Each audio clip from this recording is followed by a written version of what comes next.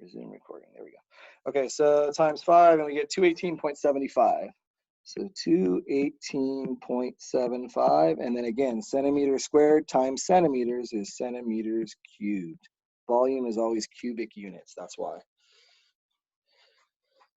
All right, I'm not seeing any questions in the chat. Again, for questions, guys, just type them in. I'm not going to ask if you have any. If you have any, I expect you guys to type them in. You can remember, you can send me a private message too. It doesn't have to. You don't have to send it to where everybody can see it and whatnot. Okay. Let's move on here to number 5. You guys are going to have all these on your quiz tomorrow too. So this is a good video you guys to show up on here. So let's see. Okay, number 5. So what figure is this? This is a cylinder. We still find the volume the same way. It's going to be capital BH. Capital B is area of the base, H is the height. So the base in this case is circular, right? 2 bases, right? They're both circular and they're connected together by this height, 21. So we know the height is 21 inches. To find the base area, well, it's different from this one. It's not the same as the last one because the last one was a triangle, right? This one time, the base is a circle. To find the base area of a circle, it's pi r squared. Okay, so the base area is pi r squared. So we need the radius. Looks like that's 13. That's not the diameter. The radius is 13. So it's going to be pi times 13 squared. 13 squared is 169, and then pi. So that's our base area. I am not going to multiply that out and get some funky decimal right now because I'm not even at my final answer. I'm just going to leave it in exact form, which is 169 pi. And then, of course, I left it off inches squared. Okay, to get base area, that's 169 pi inches squared. That's the base area. And then the height is 21 inches. Right?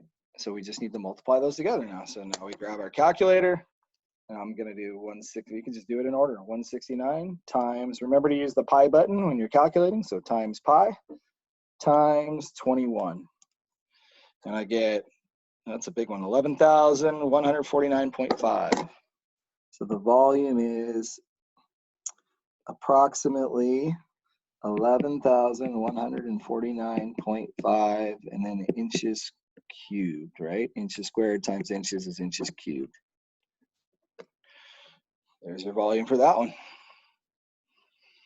Okay, let's keep moving on. So there, so I just showed you how to find volume of rectangular prism, triangular prism, and cylinder. Very similar. The formula is the same, right? Area of base times height, but how you find the area of the base is different, right? The area of the base for this one, length times width. The area of the base for this one, base times height divided by 2. The area of the base for this one, pi r squared, right? That's the only thing that's really different.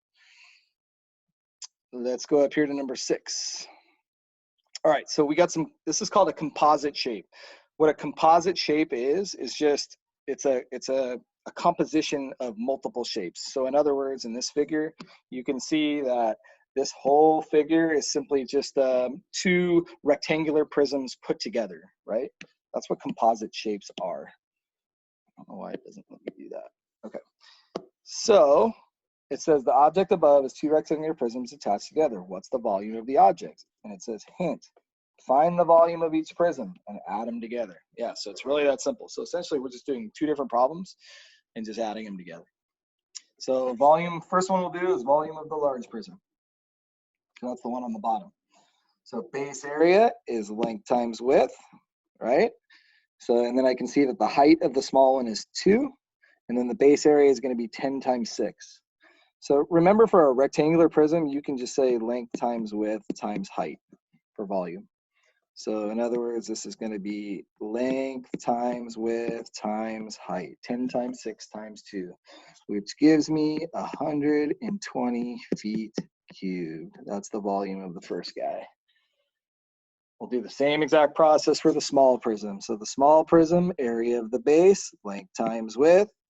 The height of this one, well, that one's also 2, so that's 2. So the volume, again, it's a rectangular prism, length times width times height. So this one's going to be, the length is 5, the width looks like it's 3, length 5, width 3, and it's times 2 is the height on that one. And that's 30, right? So 30 cubic feet there. So what's the volume of the total object? Well, I'm just going to add the two volumes together, right? So I'm going to say 120 plus 30 gives me 150 cubic feet. And that's the volume of our object there. So when you're doing composite shapes, you're essentially just looking at multiple things together. Okay, that's really basically what it is. All right, let's look at 7. So it looks like 7, we got a little funky shape here. It says the object above is a rectangular prism with a small rectangular prism cut out of the center. Interesting. So it's telling you that this middle part in here in the figure is actually hollow. It's not actually there, okay? So we have to account for that when we're calculating volume of this object. So it says, what is the volume of the object? Okay, well, I think a good idea, so it says volume of the large prism. So I'm just going to calculate the volume of the whole thing, the rectangular prism, right? So let's do that. So the volume of the large prism is simply going to be, since it's a rectangular prism, the base area is going to be length times width, and we're going to multiply it with the height, right? That's why the volume is length times width times height. So length times width, so that's 12.4 times 7.8 is the length and the width of the large object. 12.4 times 7.8. The height of the large object is 9. So times 9. So I'm just going to multiply these all together. 12.4 times 7.8 times, times 9. Punch that in. Let's see what we get.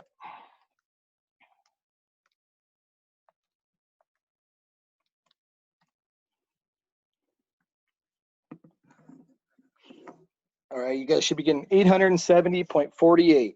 That's not our final answer, so let's not round it, right? That's just the volume of the large figure. Now it says, what's the volume of the small prism? Okay, that they're talking about this guy right here, right? Just the small part. So if you look in there, it looks like we have like a length and width of 3 and 1.8, right? And the height is the same. The height is still 9 as well. So we're going to multiply those all together to get that to get the volume of that small rectangular prism. So 3 times 1.8 times 9. 3 times 1.8 times 9. And again, the base area is just 3 times 1.8 because that's the length and the width, and the height is still 9. So we multiply them all together. Okay, punch that in. Let's see what we get.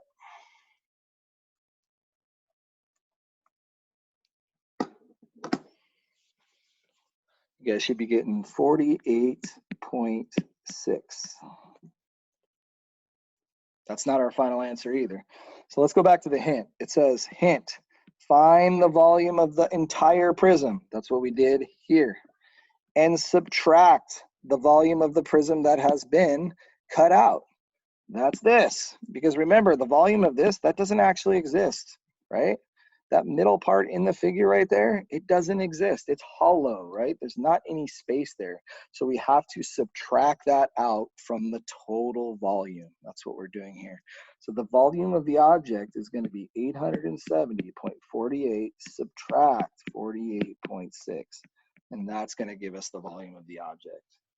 So let's go ahead and punch that in to our calculators.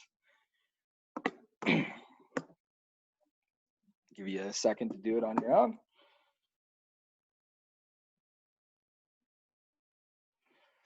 All right, and we subtract that and we get, you guys should be getting 821.88, but we usually round to the tenths place, so let's just say 9. I don't even think it said to round, what to round to. So if it doesn't say what to round to, you can just put it what it is. But I always tell you guys tenths place. So, and then let's see what units, meters, right? So we're gonna say meters cubed. There you go. That's the volume of the objects. Hopefully that's making sense for you guys. Again, shoot questions if you have them. Lots of ways to do that.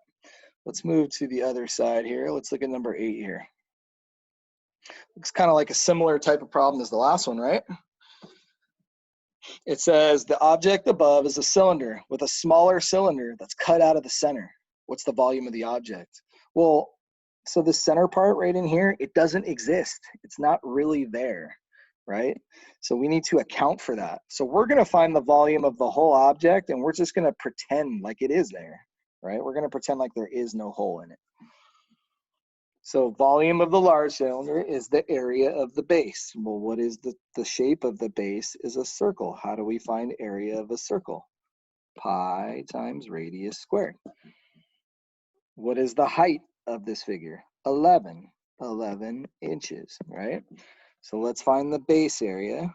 So it looks like our radius, we can see it, of the large one right here is 8, right? That's the radius of the whole cylinder. So I'm going to say that the volume is, so let's see, pi times 8 squared. And 8 squared is 64, right? 8 times 8, so 64 pi is the base area. Now to get volume, it's base area times height. We know that the base area is 64 pi, and we're going to multiply that by a height of 11. And let's see what we get. So 64 times 11. Don't multiply by pi yet, because we are not at our final answer. 64 times 11 is 704. So I'm going to say 704 pi is the volume of the large cylinder. Now, we don't want this middle part to be a part of it because it's not actually there, right? It's empty. So I need to find the volume of that space and then subtract it out. Volume of the small cylinder, well, it's the same way. The base area is pi r squared because it's still a circular base, right? It's just smaller. And it looks like the radius of that small one, as you can see, is 3. So I'm going to say pi times 3 squared. 3 squared is 9, right? And then 9 times pi is 9 pi. That is the area of our of the base of that small empty space, right? The height is the same height, right? It's still 11. So to get the volume, it's base area times height. The base area is 9 pi. The height is 11. If I multiply those together, I get 99 pi, 9 times 11. We're not at our final answer, so no need to multiply by pi if you're not at the final answer. So the volume of the actual object itself is, I need to find the volume of the whole thing, which we did, and then find the volume of the empty space in the middle, which we did, and then subtract out that empty space that doesn't actually exist. So the volume of the whole thing, 704 pi. And we're going to subtract out that empty space that we found in the middle, which is 99 pi. And that's going to give us, so we just need to do 704 minus 99, which is 605. So the exact volume is 605 pi cubic inches. That is the exact volume of that object. We call this exact form. So on a test or a quiz, if I ask you for the exact volume, that's what I'm looking for, not rounded, right? You don't multiply by pi then, that's the exact answer. Now, if I said approximate or round to the 10th place, you just take your calculator and do 605 times pi. Go ahead and do that, 605 times pi. You guys should be getting 1,900.66, which means 0.7 if we're rounding correctly. So the approximate volume is 1,900.7 inches cubed. And this is approximate area because we rounded it. That's the difference. Okay, let's keep going.